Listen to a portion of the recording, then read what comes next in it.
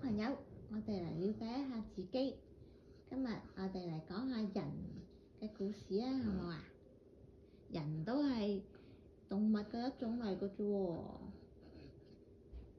喺1924年呢，南非發現咗一個靈長類幼兒化石。呢個化石係一個大概5到6歲啦，一個靈長類嘅幼兒，距離而家咧已經有250萬年歷史㗎啦。嗱，根據呢個化石咧，嗰啲科學家咧就確定咗嗰陣時咧，人已經係可以直立行走㗎啦，係啦，可以行路咯喎，識行咯喎，唔係4隻腳喺地下爬嘅。到1960年呢，喺坦桑尼亞又發現咗一個男仔嘅化石同埋一啲石器。咁嗰個化石咧就顯示咗人嘅大腦變大咗喎，而且咧仲識得開始整同埋用啲工具啦。喺20世紀20年代，北京嗰度揾到有北京猿人嘅化石。呢一個發現啊，就證實咗人製造工具嘅能力又更加進一步啦，更加叻啦，而且仲學識咗點樣用火添。咦嗱，咁多種發現，雖然啊就證明咗人不斷係咁喺度進步，咁但係咧，佢哋都唔係我哋嘅直系祖先嚟嘅喎。睇住呢啲嘢咧，我哋會咁樣諗：喺好耐好耐好耐以前，遠古時代啦，係點咧？嗱，呢一種係一種猜想。我哋嘅祖先咧，一開始就係喺非洲嘅森林嗰度，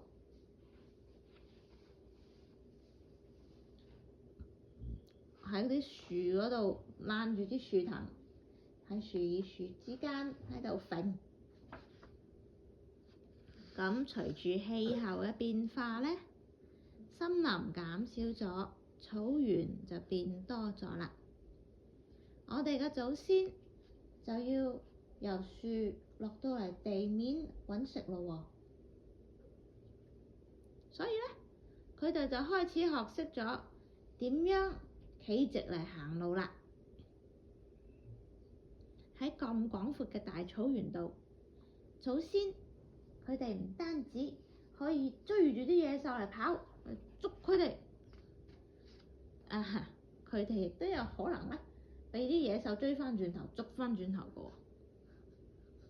喎。咁嗰陣時嘅人類咧，為咗跑起嚟嘅時候可以更加好咁散熱，佢哋身上邊嘅嗰啲毛咧就慢慢脫落咗啦。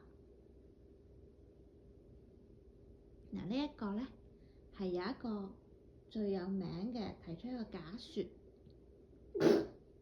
就係叫做身體冷卻説，就係話咧人類嘅祖先從森林進入咗草原之後，由於早上嘅氣温係好高，佢哋係咁喺度出汗，所以咧甩晒啲毛係更加有利於喺咁熱嘅環境中生存嘅。咁人類嘅祖先冇晒啲毛就光脫脫啦，變成係咪啊？有一日有一道雷劈落嚟，從天嗰度嘣打落嚟，就令到嗰啲樹木啊、草啊着咗火。咁着火仲烤熟埋啲野獸喎。呢一個推測咧，就係話古人類學識用火咧係一個好慢一個過程嚟嘅。佢哋咧應該就係首先係見到一啲動物啦，喺大自然發生咗火災之後，去到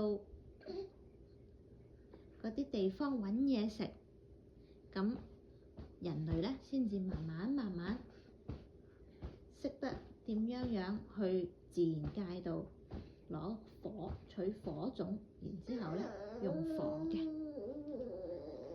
咁古人類發現咗啲燒熟咗嘅野獸啦，佢哋又攞嚟食啦，又覺得好好食喎。所以咧，佢哋喺嗰個時候唔單止學識咗點樣用火，仲順便咧學識埋點樣整嘢食，煮熟啲嘢嚟食喎。嗱，以上嘅呢一種講法咧，只不過係猜想，係估嘅啫。咁但係咧，識得煮熟啲嘢嚟食，呢一個技能咧，就令到人類可以好好咁樣消化到啲食物。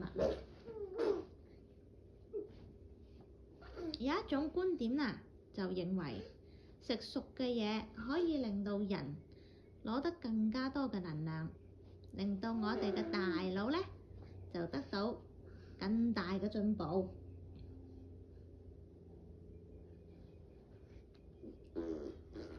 點解會有咁樣呢種講法嘅咧？就係話人類我哋嘅大腦咧係需要好多嘅能量㗎喎。就算喺我哋休息嘅時候，我哋都要提供1/5嘅能量俾我哋嘅大腦。所以咧，人類大腦嘅進化咧係好巨大嘅。咁佢哋腦變到咁大個，即係話人咧就要更加多嘅能量啦。咁煮熟啲嘢食，喺我哋咬嘢食、吞嘢食同埋消化嘢食嗰個消耗嘅能量咧，就會大減少咗好多，又可以吸收到更加多嘅能量啦。係咪好複雜咧？有啲啦，我自己都覺得好複雜。嗱，有更加多嘅想法，其中有一個咧就係學識咗點樣起屋啦。係啦，人咧學識咗起屋之後咧，就唔再住喺啲山窿裏邊啦，而係起咗屋住喺啲屋度。咁慢慢，人類咧就將自己同大自然隔開咗啦。人類咧創造咗同其他生物完全唔一樣嘅生活環境，唔使再擔心大自然嘅風吹雨打，亦都變到有膽量去改變大自然喎。於是咧，人類就開始從非洲走向全世界啦。咁咧喺呢個遷徙繁衍嘅過程裏邊咧，人類就慢慢行上咗食物鏈嘅頂端啦。哇，咁勁喎！有好多種嘅物種滅絕咗啦，譬如係嗰啲恐龍啊、長毛象啊，咁咧又有一啲物種，佢哋咧個數量就有增冇減嘅喎，譬如嗰啲豬啊、羊啊、雞啊、牛啊，係咪？農業用地咧，亦都佔咗世界上1/3嘅陸地咁多㗎，而且咧亦都開始有道路啦，仲4通8達添嗰啲路。隨住時間嘅推移，人類慢慢創建出城市，起大樓，哇！越變越多，人類嘅數量變到有76億咁多啊！咁呢，我哋同大自然呢就分隔得越嚟越開咯喎，係咪啊？我哋唔再住喺嗰啲深山野林啦嘛。咁而家咧問你一個問題先啊，根據達爾文進化論，佢嘅核心講法咧就係、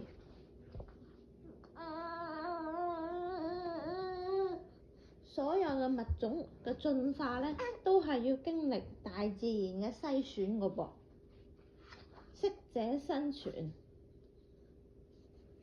咁既然我哋將自己同大自然隔開咗啦，係咪就停止咗進化咧？仲會唔會進化嘅咧？咁其實咧，人類咧都繼續係有進化嘅。知唔知點進化？人類咧其實咧都係俾自然控制住㗎。譬如啦，疾病呢樣嘢咧，我哋係擺脫唔到嘅。嗱，痢疾咧就足以致命啦。但係咧喺經過痢疾大規模咁樣感染傳播，就會有更加多嘅人有抵抗痢疾嘅能力啦。亦即係話咧，我哋咧都係進化咗喎，因為弱肉強食啊嘛。我哋留得低，當然咧就係因為我哋強啦，係咪？嗱，雖然咧我哋都係會不斷咁喺度進化啦，但係我哋依然都係受到大自然嘅控制㗎。只不過就係咧，人類開始插手呢一個進化嘅方向，譬如咧就係會篩選啊，同埋改寫基因。有啲研究咧喺試管嬰兒裏邊，佢哋會揀 BB 嘅性別啦，同埋頭髮顏色喎。咁而喺2017年咧，英國嘅研究人員就開始用基因組編輯技術嚟到改變人類胚胎嘅基因。咁都得？係啊，咁都得啦。嗱，簡單啲嚟講嘅咧，就係大自然咧，佢都係影響住我哋嘅進化。不過我哋好可能咧，就係唔係好單純咁樣任由大自然擺佈，而係咧同佢一齊嚟到控制我哋自己嘅未來。